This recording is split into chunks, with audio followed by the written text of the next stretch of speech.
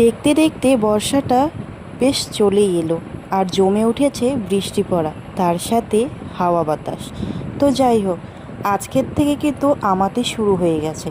তো দেখো বন্ধুরা, বাইরের মাঠে এখনও কিন্তু গরুটা ঠিক দাঁড়িয়েই আছে তার মালিকের জন্য অপেক্ষা করে। ঠিক সেরকমইভাবে আমিও কিন্তু আমার মালিকের জন্য সারা মাসটা জুড়ে অপেক্ষা করে থাকি সে কবে বাড়ি আসবে। কি আজব মিল আমাদের, তাই না?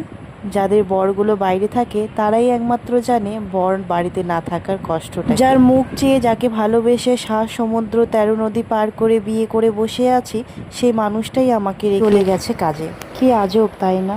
কাজ না করলে কপালে ভাত জুটবে না, আর ভাত জোগাড় করতে গেলে সেই প্রিয় মানুষটাকে ছেড়েই থাকতে হয় দিনের পর দিন, রাতের পর রাত। এরপরেও কিছু মানুষ এসে আমাদের জিজ্ঞেস করে, তোমরা এমন কি করেছো ফ্যামিলির জন্য?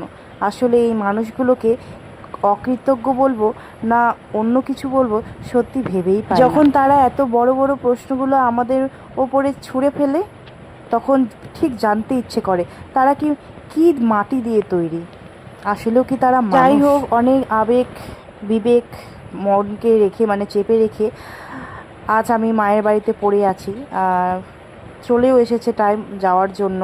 তো যাই হোক, আজকে মা এই যে হলুদ কালারের লুচি আর আলু ভাজা করে দিয়েছে, আর এটাই এখন খাবো। তো অনেক দিন পরে মায়ের হাতে এই খাবারগুলো খাচ্ছি, বেশ ভালোই লাগছে। আর তোমরাও খাবে।